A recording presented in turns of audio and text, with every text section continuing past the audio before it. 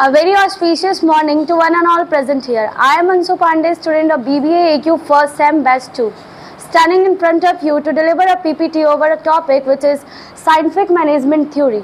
First, I would like to thanks to Sujit sir who gave me chance to present myself. So let's start.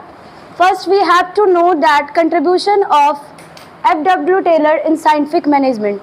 So, Frederick Winslow Taylor was born on 20 March 1856 and died on 21 March 1950, was an American engineer who made many contributions to scientific management. He was also known as father of scientific management. Now, the concept of scientific management. It is art of knowing how the work can be done from a man and how it is art of knowing how the work can be done in best cheapest manner. It is in simple word, it is an application of science to management. Concept of scientific management. It is art of knowing what you exactly want from man to do and saying them how it can be done in best possible manners. In simple word, it is application of science, and scientific management theory is a management theory which helps us to increase efficiency in the workplace. Its main goals to increase labor productivity and economic efficiency. Now, the some philosophy of scientific management is science, not the rule of thumb. Second one is harmony, not discord. Third, cooperation, not individualism. Fourth, development of each and every person to his and her greatest efficiency.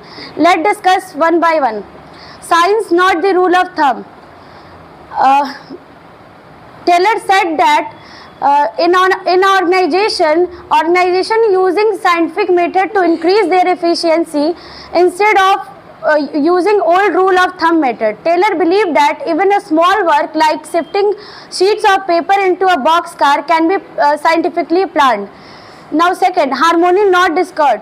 Taylor said that there should be a mutual collaboration and a relationship between a management and employee.